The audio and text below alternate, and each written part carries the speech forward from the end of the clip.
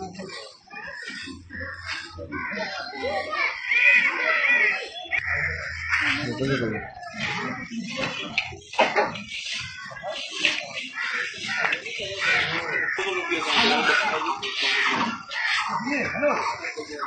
अभी का जो वीडियो बन रहा है हम लोग सफा कर रहे हैं कौन डाल देगा ना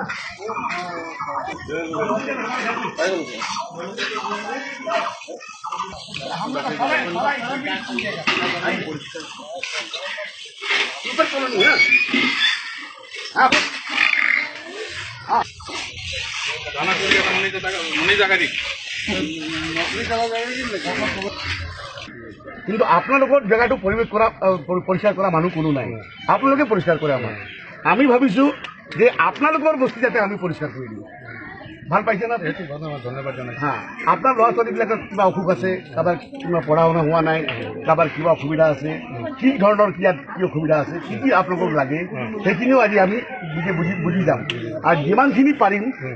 আমাৰ এন জি অ'ৰ দ্বাৰা आप लोग का लड़का बच्चा हाँ कौन स्कूल नहीं जाता है कौन जाता है कौन बीमार है किसका नौकरी है किसका नौकरी नहीं है किसका घर में क्या तकलीफ है वो सारा आज हम लोग नोट करेगा उसके बाद सरकार से भी लड़ेगा आप लोग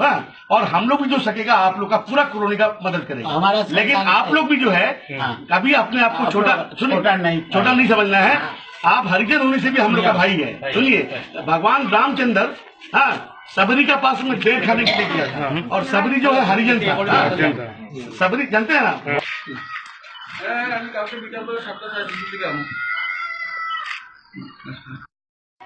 আজি আমি অধিকৃত সমিতিৰ ৰাইজিং চানৰ যোগেদি আমি আজি এটা ডিচিজন লৈছিলোঁ যে আমি আজি হৰিজন কৰণী এটা চাফা অভিযান ষ্টাৰ্ট কৰোঁ কাৰণ তেখেতসকলে গোটেই তিনিচুকীয়াখন যেতিয়া চাফা কৰে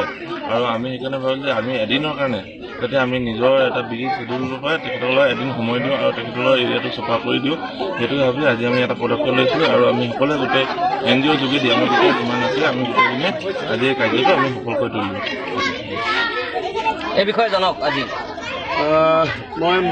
এন জি অ'ৰ মুৰব্বী হিচাপে যিটো দায়িত্ব দিয়া হৈছে আৰু আপোনালোকে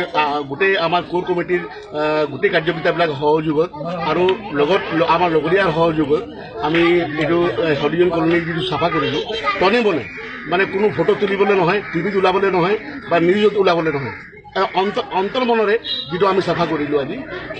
হৰিজন কলনীৰ মানুহ আশীৰ্বাদ পাইছে আৰু এইটো পৰা সমাজত এটা মানে এটা মেছেজ যাব গোটেই অসমত যাতে মানুহ এই ধৰণৰ পদক্ষেপ লয় আৰু হৰিজনো মানুহ কেলে যেতিয়া ৰামে সবৰীৰ ওচৰত গৈছিল সবৰীৰ ওচৰত গৈছিল তেখেতৰ এজন হৰিজন মহিলা আছিলে তেখেতৰ জোতা মানে